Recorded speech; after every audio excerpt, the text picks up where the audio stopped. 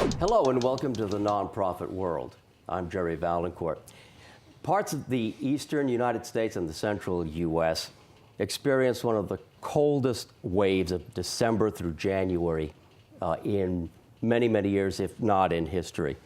On January 7th, for example, of this year, Hartford was one of just a dozen cities in the Northeast that set new record low temperatures. As a result, homeless shelters across the country were pushed to their limits. At the same time that the Dow Jones Industrial Average was setting record highs, the U.S. Department of Housing and Urban Development reported that the population of homeless people in America was up for the first time since 2010. These are challenging times in solving the issues of homelessness, but there are some positive stories too. So we're glad that you've joined us today to hear those stories. Our guest today on the Nonprofit World, Brian Baker. He not only knows the status of the homeless situation here in Connecticut, but nationally, but he's also on the front lines of doing something about it. And he's the assistant director of the South Park Inn on Main Street in Hartford, where he's been for decades, so he knows his stuff. The mission of the South Park Inn is to assist homeless people to improve their life situations. It provides temporary and long-term housing and supportive services, and they also advocate for solutions to homelessness.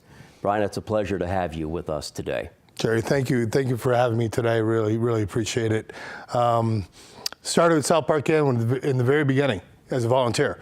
Came into work in their clothing room to separate cottons from polyester. So that was back in 1984. So although that would be all vintage clothing now, right? The 60s and 70s stuff. But we never thought we were going to be there for more than 4 or 5 years. It was homelessness really peaked in the early 80s across the country, not here just in Connecticut, but across the country, and there was a need for more homeless shelters. So folks got together from the faith community, folks who are already doing this kind of work, and folks from the business community got together and they formed the Hartford Coalition for Emergency Shelters, Inc. And they approached the South Park Methodist Church. And the church was there from 1872 until 1982. And so built right after the Civil War, across from the South Green in Hartford, which was actually on the maps of Hartford when they drew Hartford in 1633. So it is notably the oldest park in the nation.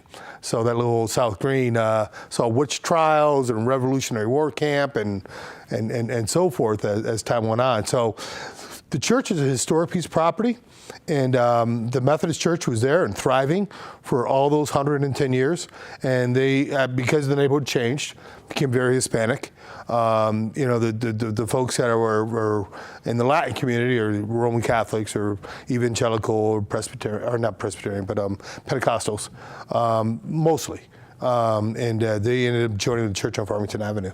So we acquired the building in 82. We opened up the shelter in 84. And even before we opened, people were already sleeping in it. And it was filled in 3 days. And we've been 24/7 for 34 years. And proud and honored to be able to do that work. It's surprising to me to hear that the first homeless shelter in Hartford was in the 1980s. Certainly there were people suffering from homelessness before that. What's the history? Well, actually, I'm glad you pointed that out, because the Open Hearth mission actually dates back to the 1880s. So they actually they were there before everybody else, preceded everybody else, and that was like kind of like modeled after the Bowery missions. And getting these guys that had alcohol problems or addiction problems, and getting them a place where they could work, they could live, and they could work on improving their life. So in the 80s, besides the Open Hearth, my sister's place opened up. The Immaculate Conception Church turned into a shelter. We turned into a shelter. And Mercy House across the street from us at 118 Main Street turned into a shelter. We have one of the largest concentration of homeless people in the state of Connecticut in the south end of Hartford.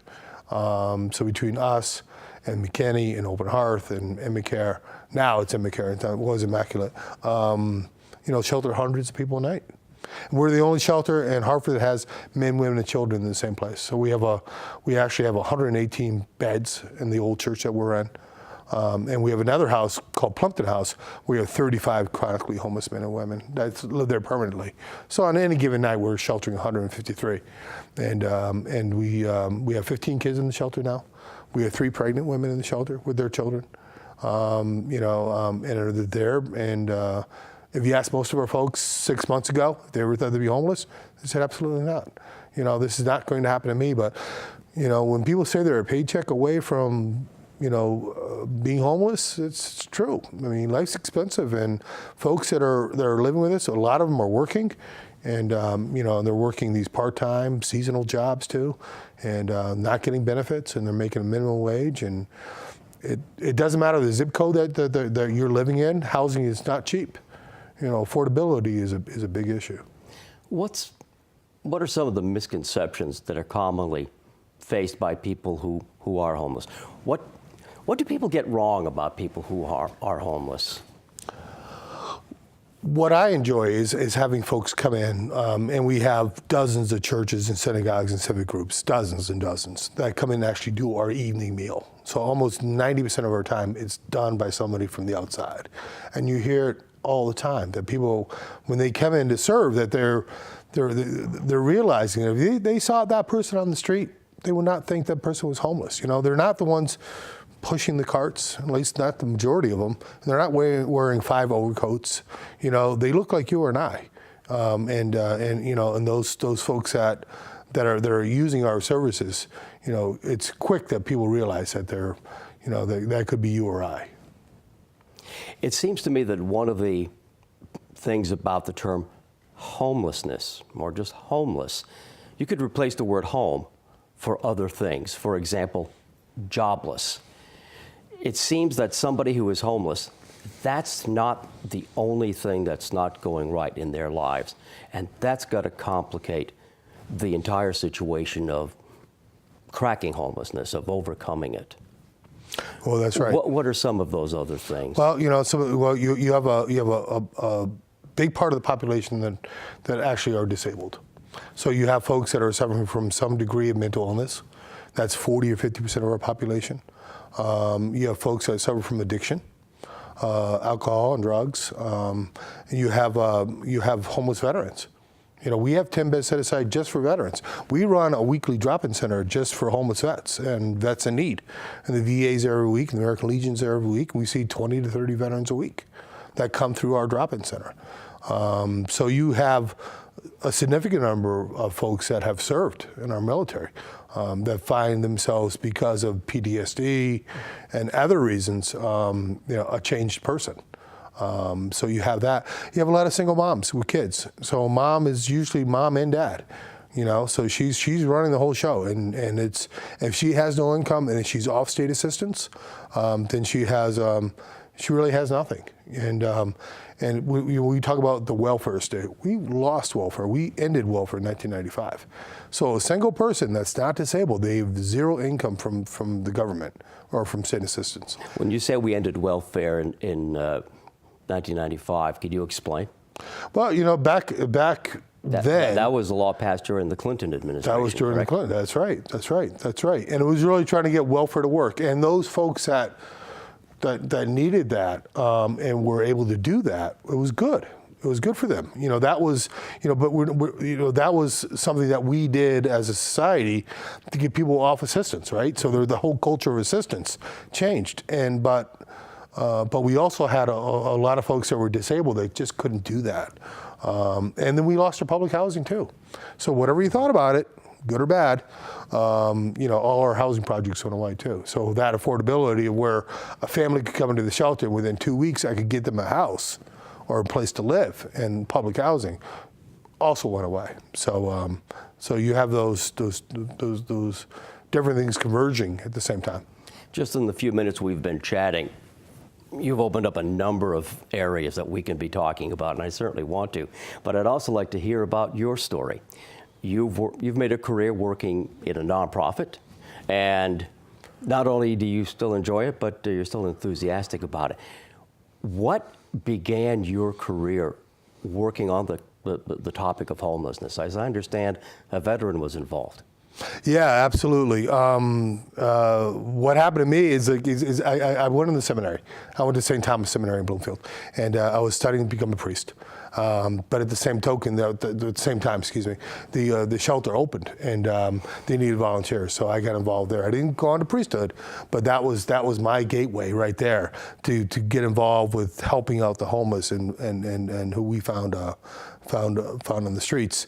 And then a couple years after that, became a social worker.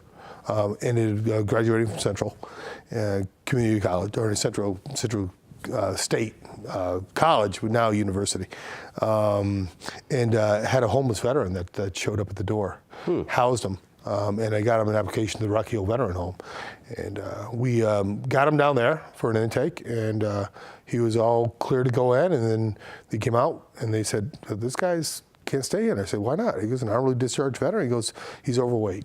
So basically what happened is like the folks in Rocky Hill in that culture at that time, this is the 80s, were really discriminating still against our Vietnam vets.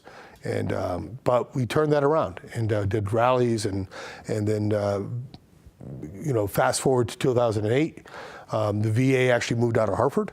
They moved to the Newington campus, so that's how we started our drop-in center. That's how we do our weekly drop-in center. So we've been heavily invested helping veterans and the veteran service organizations out there, the American Legions, the VFWs.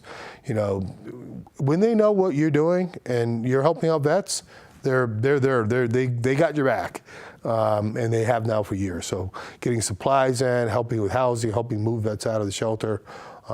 This has been absolutely terrific. We shelter between 100 and 150 veterans a year. Where veterans are concerned, do you see a change in attitudes among the general public, more welcoming than it was the end of the Vietnam War? Oh yes, absolutely, absolutely. But you all have a whole generational shift now too, right? We've been at war for 18 years. So we have a lot of young vets that are coming back doing multiple tours, male and female veterans, with their own particular issues and being young. So you definitely have a lot of challenges now with this generation of veterans that we really need to pay close attention to. And you have to understand is you're really in for the long haul because it's there's lots of issues and job security is a big issue, and veterans isolating and veterans needing the support of other veterans. That's what the beauty of the drop-in center is. Like we're doing that, and we're getting a lot of support from the veteran community, and it's just been a real honor to be able to do that kind of work. Overall in America, on a typical night, how many people are homeless? It's in the millions. It's in the millions, and it's bad here, but it's worse in a lot of other places. New York City, San Diego, Seattle. They're facing droves of homeless folks, and their attitude's a little different than we have. I think the nonprofit world has done a great job, and volunteers and donors have done a great job kind of reducing the overall impact of that. But it's a really big issue. We're talking millions of people, that are either in homeless shelters, living on the streets, or doubled or tripled up, and nobody really knows the number.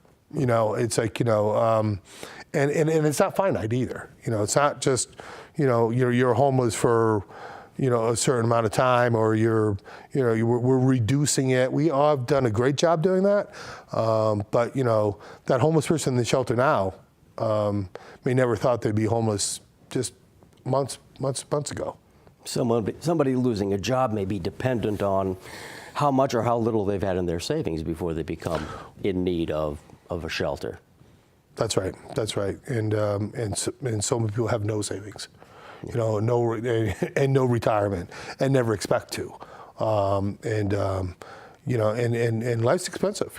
20, 30 years ago, we didn't have cable bills and cell phone bills and internet bills. I mean, we just, there was a time when life was less expensive than it is now, but it is expensive for everybody. The folks that we serve really do want to get back on their feet, and they come in and they're sleeping in dorms. They're in every night by 5 o'clock. Later, if they're working or going to school or doing something they need to do, but everybody's up at 6 a.m. every day, and they're sleeping. Our men's dorm is 45 guys in one room. Our women and kids are in 3 old Sunday school classrooms, and that's 40 beds and 3 rooms. The classic definition of a dorm. It's a dorm, and there's no privacy. I think that's our biggest detriment. It's like, we wish we could do more private rooms, but nonprofits get the building they have, and this is the building we got, and we're using it to the max. I'd like to hear you talk about, say, the 30,000-foot view of how your operation works, the South Park Inn. From where you are as the executive, the assistant director, tell me about the mechanics of how it all comes together in a typical day, in a typical week. What are we likely to see? Well, you're walking into a place that was a church that houses everybody in need that finds themselves homeless throughout the state of Connecticut and beyond. You're working at an institution that runs 24/7, like your hospitals, like your police departments, like so many folks out there that work in these areas where they never close, and we've never closed, not for 1 minute, not in the 34 years we've been there. But basically, folks come in and there's just a lot of need. And people that stay with us really appreciate the roof over their heads. That we're able to give them bus cards to go to their appointments, and we're able to get mental health services in. And UConn Medical has been with us for 30 years. Mm-hmm. So we have clinics that run, at night with them, and we have a women's clinic and dermatology clinic, and nurses come in from University of Hartford, and we have Charter Oak Clinic also there twice a week. So we have lots of other services besides what we generally do. And then we have groups that come in and do birthday parties for the kids on the weekends, and churches and synagogues and civic groups and businesses. Every major insurance company in Hartford, sends a team down to do a meal or do something with us. We raise $1 million a year. To keep operating. The other $1 million or so is government, city, state money. But generally speaking, you raise half your money, just to keep your doors open. And so you rely heavily on volunteers and donors. So we had a legal clinic, Appleseed came in a couple months ago. So we had Dave Pitney lawyers in last Friday, and we'll have them again, in February. So there's lots of folks in the community that you need to connect to doing this kind of work. And, it's delightful to hear that legal teams will volunteer, because that doesn't sound like something that would jump out as a need for somebody who is homeless, but certainly it must, because as we were talking about, homelessness isn't the only problem they're facing. That's right. What sorts of services do the legal volunteers offer? Well, they offer everything that's not criminal. So not criminal, not immigration. Those are the 2 areas that they really don't go into. But all the civic stuff, all the civilian law stuff, mm-hmm. Things that housing, court issues, that sort of thing, and just so they get a perspective. And talking to an attorney, free. About whatever legal issue they're facing. So that's between them and the attorney, and we do sign-up sheets for that. And just like the medical clinic, you don't want to necessarily talk to a social worker or confide yourself if you have a medical issue. You want to talk to a doctor, or a nurse, That sounds like a really great symbiotic relationship between the teaching schools, medical schools in the area, and you.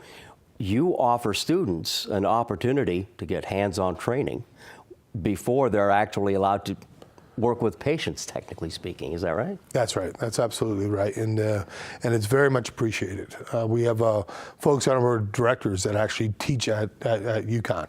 And they come down, and I met a doctor. My son had a collapsed lung, a pneumothorax. He had a collapsed lung, and we went to the children's hospital. This is some years ago now, and going there, the chief surgeon came out and says, "I know you from somewhere." I go, "South Park Inn." He goes, "I was a medical student there 20 years ago." And so it's like, yeah, you're right. It helps them with their education and serving the community, but also it's a great way to keep people out of the emergency rooms. And give them medical care on site, at the shelter. So it's been actually a win-win for everybody. Your organization has put together a very interesting video of what goes on and how everything comes together. So we're going to take a look now at some of that video.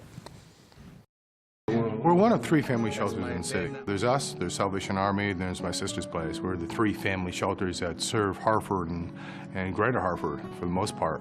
We have 40 beds for women and children here.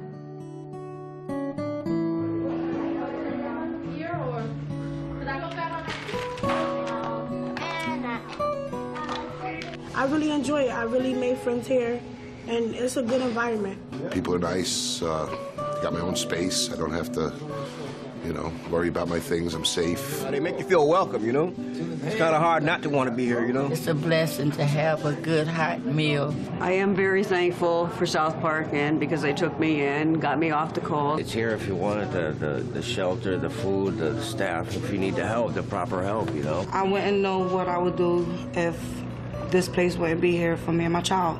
If South Park Inn wasn't here, I would probably be on a bridge somewhere, out in the street, cold, hungry.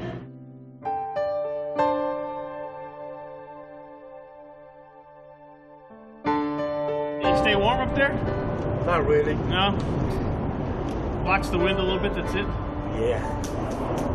How long you been out here, Miguel? 9 years. 9 years, huh? Yeah, me and my lady.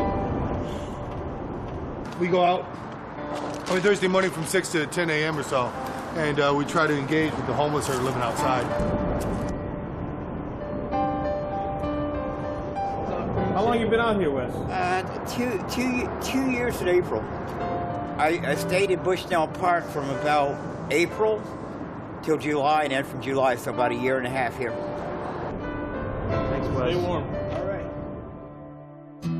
When folks come into South Park Inn, myself and the other case managers here try to find out exactly what brought them to the shelter, whether it's issues of substance abuse, of financial concern, or just loss of work, things like that that lead a family or an individual to come into the shelter. Well, here in the transitional program, the clients are able to stay here for up to 2 years. It's an array of services that we can offer our clients and deal with their issues in order for them to move on and go on to independent living. We started back in 1982, and we opened the shelter portion of this facility in June of 1984. When we actually opened the doors to this place, it was filled in 3 days. And so we were in the shelter business full tilt. For the first 6 months, we cooked meals for the residents in the dining room in electric skillets and crock pots and whatever else came to hand. Green beans? Thank you. Salad? No. Potatoes? I thought it was a great way to be able to serve the community. When I first came down here, I was amazed by the myriad of services they provide to the people of Hartford. Just to be able to be here and just be part of being able to give and serve people and then to interact with them and have them be so appreciative, it just also makes you very thankful and very appreciative for all that you have as well.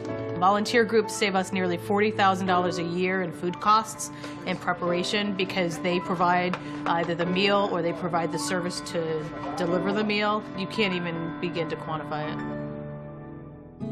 Personally, coming to South Park Inn 25 years ago, it still blows me away.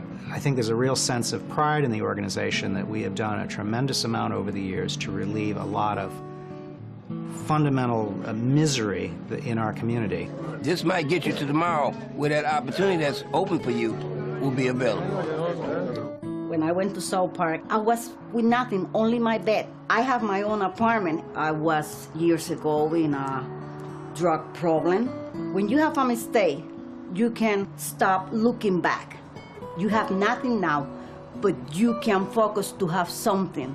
And I'm so happy because everything I have, more or less, was South Park gift.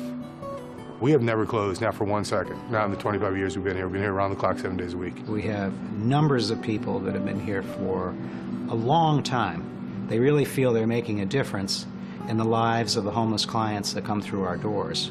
Hopefully in the next 25 we can solve homelessness and God willing, South Park will be here as long as we need it. You're in the company of people that are capable, viable to do things for themselves. Sometimes circumstances will put you in a position where this is not possible. This is a raft in the ocean. So, Brian, tell me about how you service families. You've mentioned children, you've mentioned single people, but it's got to be a challenge to bring a family into a shelter because everybody in the family has different needs, be they very young, be they very old. Tell me about some of the challenges and also the services that you can provide families. Well, schooling is number one, right? So the kids are school age, and they're coming from a situation where they were housed in Bloomfield or Windsor or Wethersfield, or Hartford, and they were going to that school. That school is responsible to bring that child back to the school. So there's continuity in education. And that's huge. I mean, I'm sure we all agree that that's number one. And you'll see 3 or 4 or 5 school buses in the front of the shelter every single morning for kids to go back to school. And we have 15 kids in the shelter now. It ranges from 1 year old to 15 years old. And so there are some very particular struggles. We benefit a great deal from the community by getting free tickets to like the Excel Center, Disney on Ice. I mean, things like that will improve their quality of life. The things that for a lot of us take for granted, that we can go to the Bushnell and see a show, that's not a big deal. But all these folks have never been in the Excel Center or the Bushnell, and to be able to provide that for them with the community support is huge. But mom is usually mom and dad, and there's some degree of abuse and neglect in their past. We don't always know that, but you have to assume that they have struggled mightily to raise their family and to be there with their children. And currently we have 3 pregnant women in the shelter. One came in last week with 2 toddlers, and she's 9 months pregnant, sleeping in our dorm. So, it's not easy to be homeless, and it's not easy to be in a shelter, but people are resilient. We have our 3rd shift supervisor was up from Jamaica some years ago and had 2 children here in the States and ended up homeless after a bad relationship that went wrong and stayed in our shelter. And she was there for almost a whole year. And during that time, one of her daughters was diagnosed with autism. And she ended up finally marrying a nice guy, getting out of the shelter, getting a job, and moving out on her own. And fast forward 5 years, she comes back as a volunteer, then comes back working part-time, and now she's our 3rd shift supervisor. So she actually works full-time for us now. But this is somebody that's resilient, right? We're all resilient. We can get through war, famine, we can get through homelessness. And who better do you want on staff but somebody that actually used to sleep in that bed, and sleep in that dorm. That you come back and say, hey, you can get it together too. And, with enough love and support, we want to see people go forward, and we've sheltered almost 60,000 people. So, in that time, most people now are better off than they were, but we don't see an end to it because people will come in crisis, and we want to be there for them. Not only as a shelter, but as a community. You must experience a lot more success stories like that. I would imagine that every week or so there must be something that just makes your heart burst with gladness. Absolutely, Jerry. I'll just give you one example. We do an outreach program every week too with volunteers, also on Thursday mornings from 6 and 10 o'clock in the morning. So we go underneath the bridges and things, and we see folks that are unsheltered. And so forth. And we had this one guy, this is some years ago now, his name was Albie. And Albie was drunk every time we saw him. And this is 7 o'clock in the morning, he was drunk. And not a nice drunk, a really kind of drunk that person should never be drinking. One day he disappears.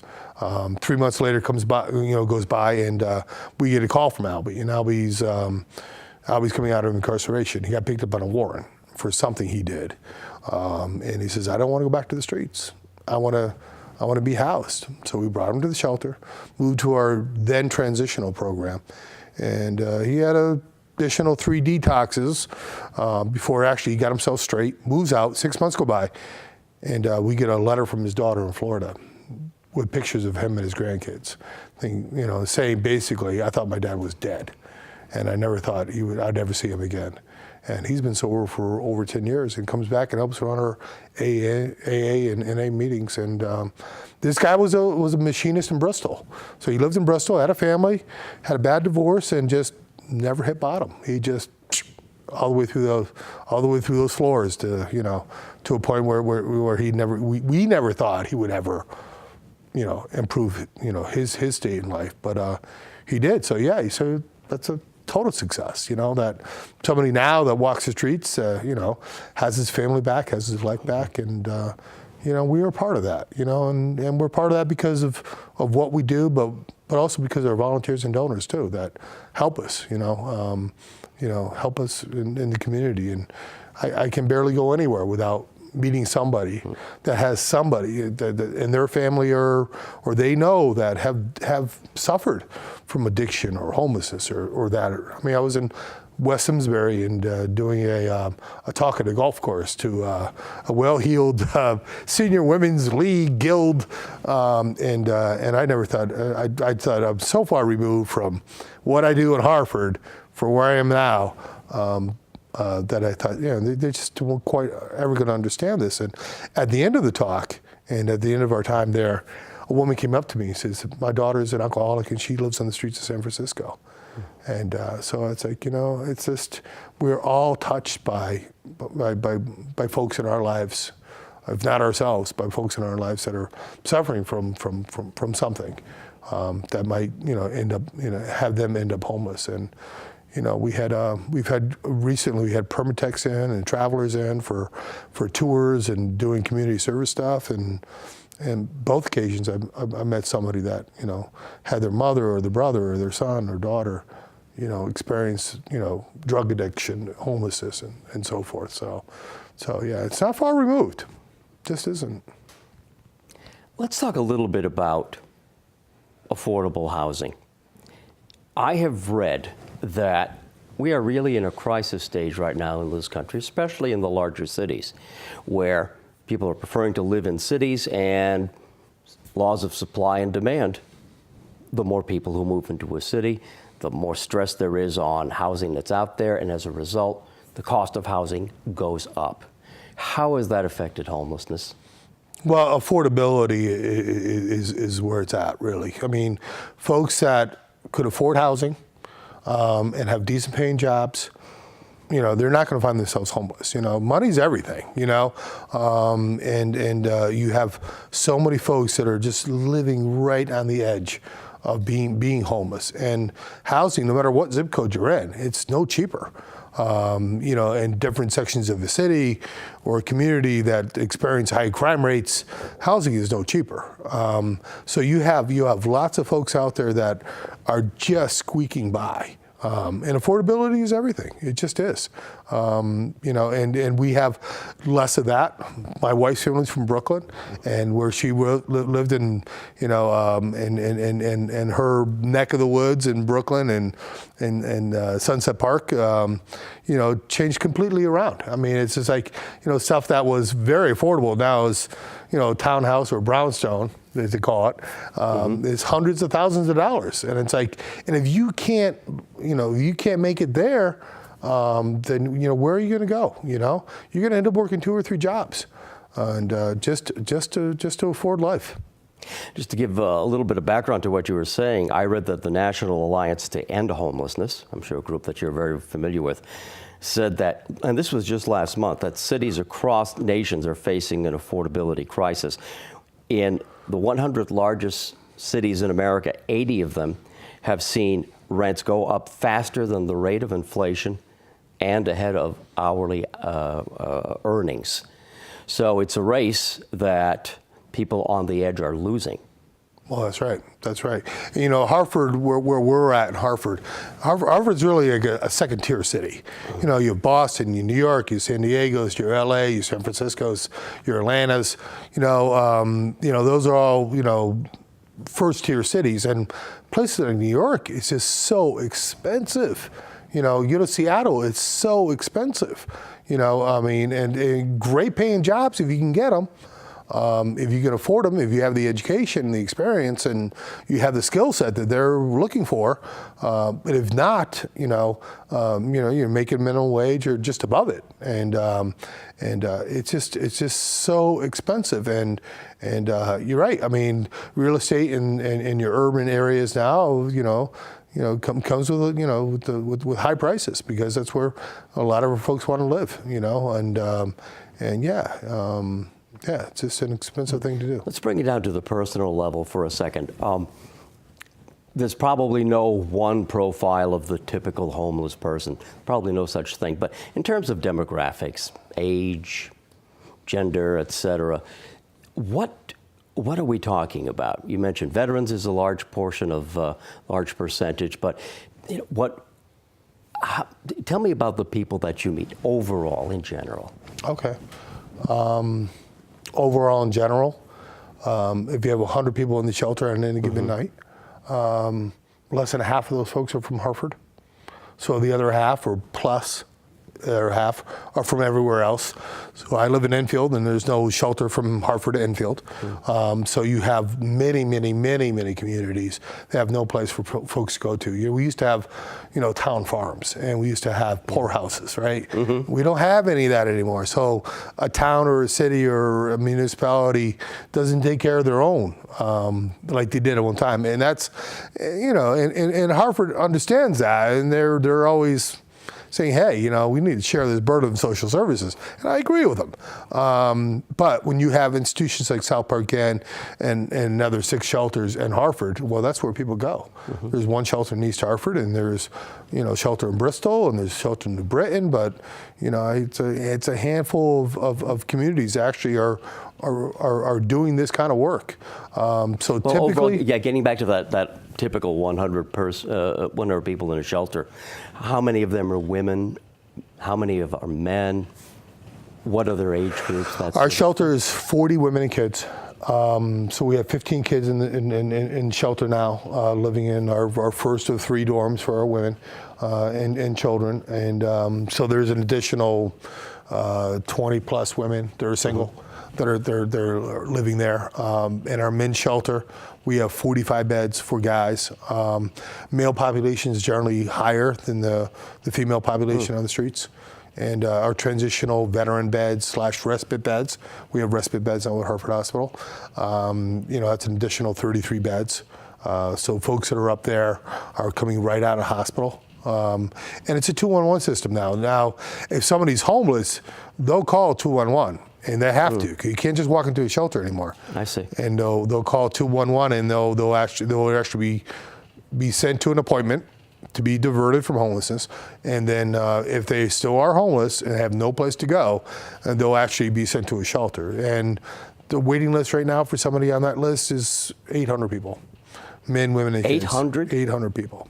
Yes, we have overflow shelters that open up, or warming centers that open in the winter, and the Willie Ware Center on Windsor Street in Hartford, which is near CRT, which is not far from downtown.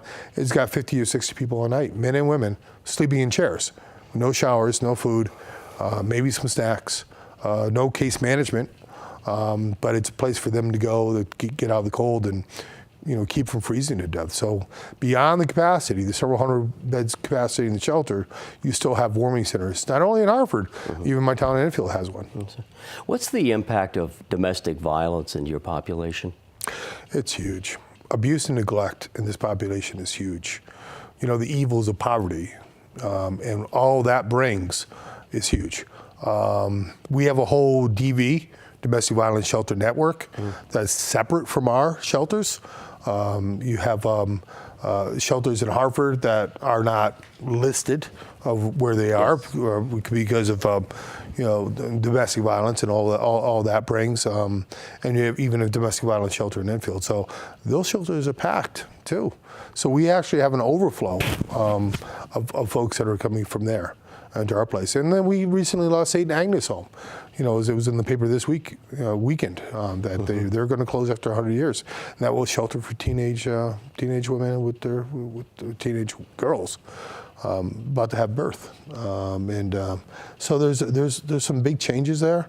But domestic violence has always been very big, and working with them, and then working in a shelter that has men in it too. So we really try to steer domestic violence folks that are suffering from that to the DV shelters. Talk to me about other nonprofit groups in the area, not so much medical schools, that sort of thing, but other groups who are looking out for the social welfare. You must be in interaction with them constantly. Absolutely. I was just at a meeting with the Alliance for Nonprofits. We met at the Oak Hill School just earlier today, and there was 90 people in the room from all sorts of different nonprofits. What's the mood? The mood right now it's devastating. Things have never been so bad. The 34 years I've been doing this, I've never seen things as bad as they are now with government assistance. I mean, there's only so many public dollars out there to go around to all the nonprofits.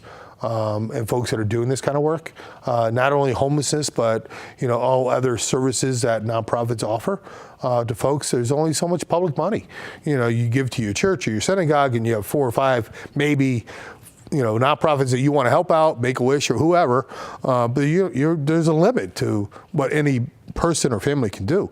So 50% of our money is government money, and we rely heavily on the state and the feds to help us out with close to $1 million a year. And right now we're probably down $575,000 for this year's budget. We're going into our reserves, and I just met with Representative Hall, who was at the Alliance for this meeting, along with other state reps, listening to our concerns that, that not only if we go away, things will be worse, but, nonprofits like South Park Inn raises a ton of money. We raise $1 million a year and have thousands of volunteers, that come in, through our door to help improve the quality of life for the folks that we serve. So we really are a community-based organization. And in the best of years, when things were going well, breaking even was the best you could hope for. And in the few years that we did even better than that, we put that money in reserves, and we have about $1 million in reserves, and we're going to start eating right through that this year, unless things change. So people have to understand that, not only South Park Inn, but a lot of other nonprofits out there are really hurting. And then we have a new tax code issue that's in place now that you will deduct less money from your taxes if you give to charitable organizations. So those are some really big issues that are going to be coming our way, and in the way of other nonprofits. In addition to the services that you provide, shelter, et cetera, you're also very active in working on ways to end homelessness. Yes. Talk to me about the things you do to help lead the people who come to you to the point where they no longer need your services, which is probably the best outcome of all. Well, just like we're doing now, having this conversation and letting the public know, what South Park Inn does. I mean, advocacy and education is huge, because you're right. Because in the very beginning, we talked about, what is a typical homeless person, and dispel those myths that if you don't know, if you're not in a particular industry or you do a particular thing, you have your own prejudices, right? I mean, we have preconceived notions of what we expect here or there. And so forth. So advocacy is huge. We're at the state capitol all the time.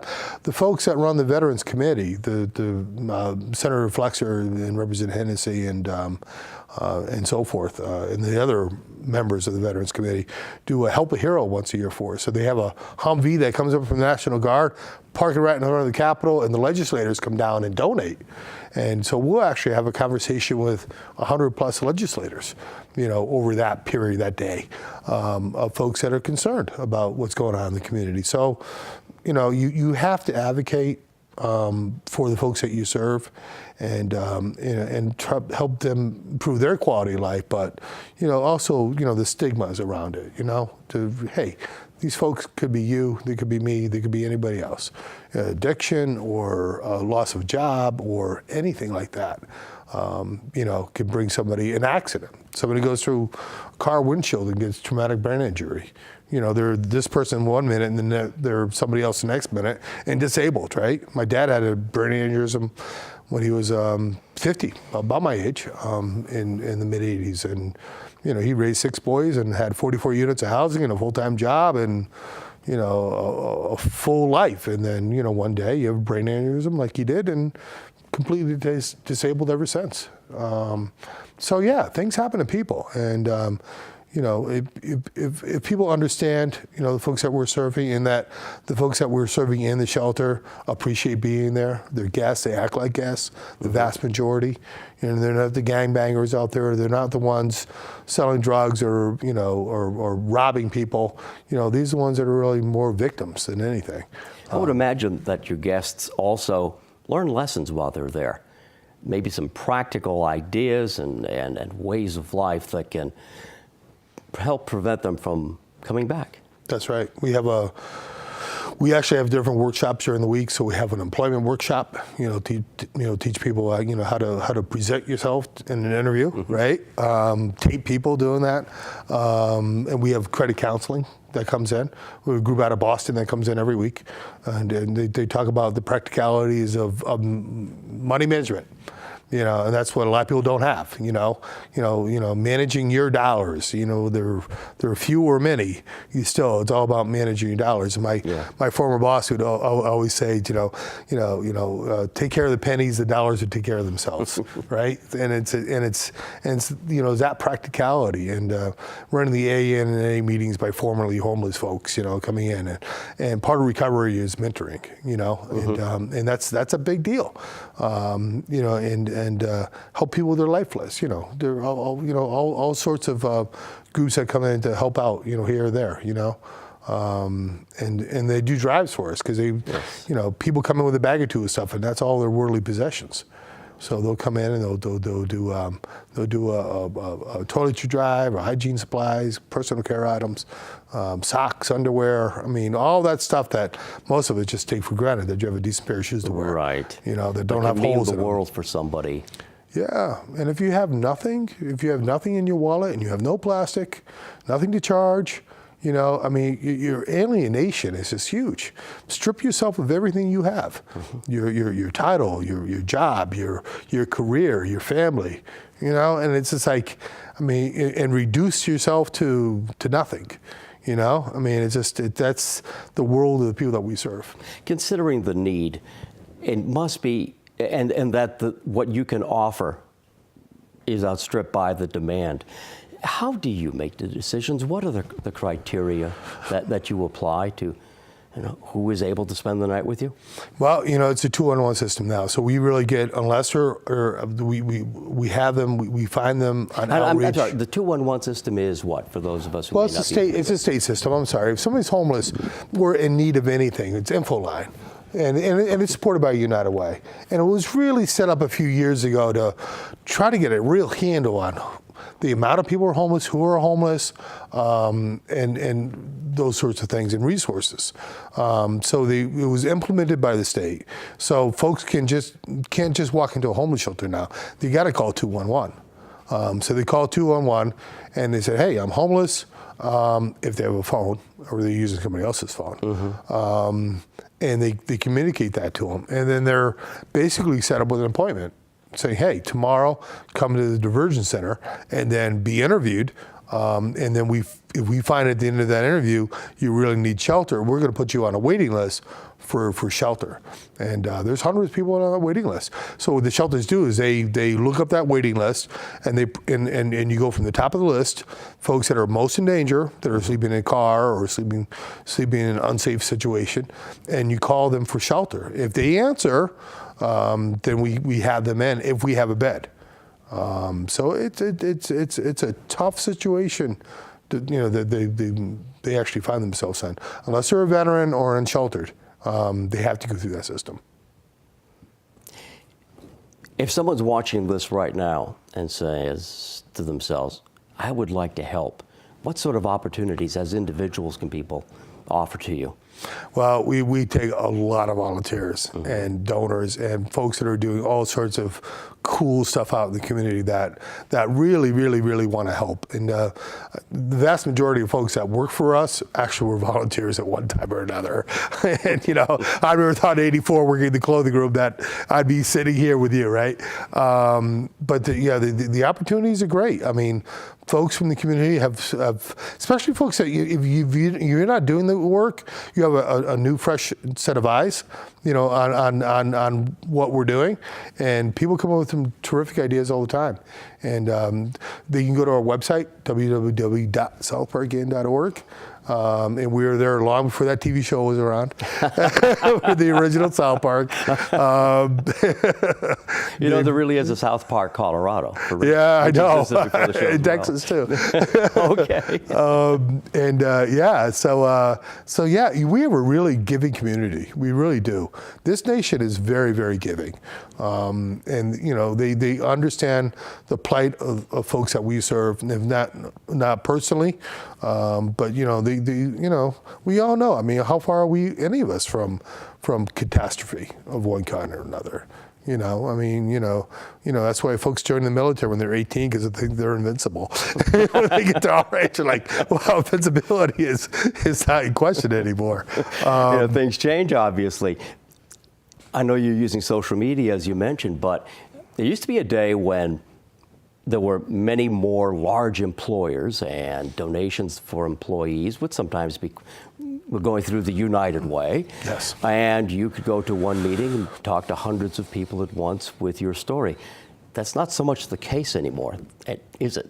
You can't talk in one event to as many people as you used to. So what do you do to get the word out? Well, we're one of two shelters in Hartford to actually benefit from United Way of Northern and Northeastern and Central Connecticut. That's our local United Way. It's the biggest United Way in the state of Connecticut. We roughly receive $100,000 or $150,000 a year from our United Way. That's part of our private donations. We speak on behalf of United Way. United Way has been absolutely wonderful to us and all the other sister organizations that take care of the folks that we take care of too, right? So we're all in this together. We're all part of the same community, doing this sort of thing. But you still need a thriving business community. That's where you get your money from, right?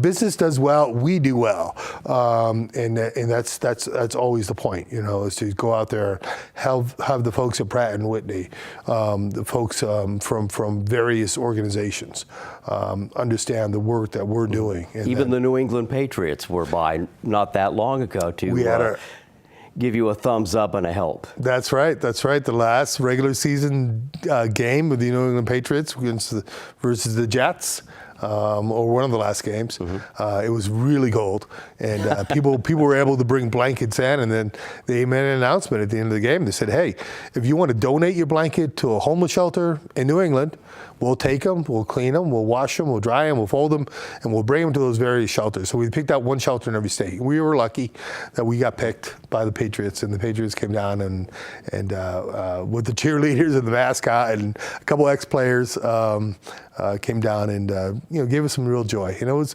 fun. It was just a lot of fun, to have the Patriots there. But they're just one of so many organizations and businesses and churches and civic groups that are really, really, really helping us out. I mean, our hardest thing right now is the state budget. That is by far the hardest thing we're facing, but the entire state of Connecticut's facing, right? Social services, education, everything's in the line. And there's nothing sacred now. Would you say that's your biggest priority right now of everything that's on your desk, advocating at the government level for essentially your future? That's right. We've lost several $100,000 this year. Not only us, but everybody else too. But we've been impacted severely by the loss of money from HUD it was $275,000 for our transitional program, where guys could graduate from the shelter to their own cubicle in the sanctuary of the old church, the old Methodist church we're in. That money is gone now, and then the state support for that money is gone. Our Plumpton House, where we have 35 chronically homeless men and women, it costs us $600,000 a year to run that house. We raised $400,000 privately, but we still relied heavily on the state for the other $200,000. And we're really advocating hard now to restore some of that money to our programs. You mentioned Plumpton House, and didn't mean to interrupt. What distinguishes Plumpton House from the South Park Inn? What's special there? Basically, what we do is we're taking chronically homeless people off the streets and realizing when they're in shelter that living independently is not good for them, that you really need to be in a communal, place. I see. And Plumpton House was a home for the aged, or a residential care home. Got defunded and closed in the 80s, and they approached us, South Park Inn, in the late 80s to buy the facility. And so we did. We purchased it because a lot of our formerly homeless folks would end up in this home for the aged. And we bought the building with some state money, renovated it. It was an 1860s mansion, 22 rooms. Formerly owned by the Plumpton family, who had a stationery company that sent out letters through their stationery to all the war dead, to the Civil War, to the families. Oh my! And there's history in just about everything. There's history everywhere, right? Harvard's full of it. And if you were anybody back in the day, you didn't live in Farmington. You didn't live in Simsbury, Avon. These are all, these are all cow farms or whatever. You lived in Asylum Hill. You lived in Hartford. And he had this beautiful mansion and a whole row of mansions, not far from Harry Beecher Stowe and so forth. Mark Twain. And Mark Twain, right? Mark Twain was noted to come by the house from time to time to the billiard room, and of course, who knows? I'd love to hear that conversation. So we acquired the house in the late '80s. In '95, got totally renovated back to its former glory, and we have 35 homeless men and women there that are. Most of them are on Social Security or disabled. Some number of veterans, but it's their permanent home. And folks, some of them graduate out of there and do better and live on their own again, and some stay there forever. So it's a real homey environment. The state pays us $17 a night per head until recently. So I think you take one of those folks, put them in a nursing home, that's $200,000 plus a year, not 35. The word is nonprofits do save us a lot of money, from soup kitchens to group homes across the board. You have our folks make $11.90 an hour. You could probably make more money in McDonald's than you could working for a homeless shelter, but they do it because they want to, and our volunteers and donors do it because they want to. Well, Brian, thank you for being the leader of a remarkable organization in the nonprofit world that really makes a difference in the lives of people as well as the community. And thank you for being our guest today on the Nonprofit World. Our guest, Brian Baker, he has been for 34 years with the South Park Inn, one of the founders of the place, and still a denizen. And as history, as we were talking about, happened in the past, I think it's happening right now with Brian. Thank you very much for being with us today on this edition of the Nonprofit World.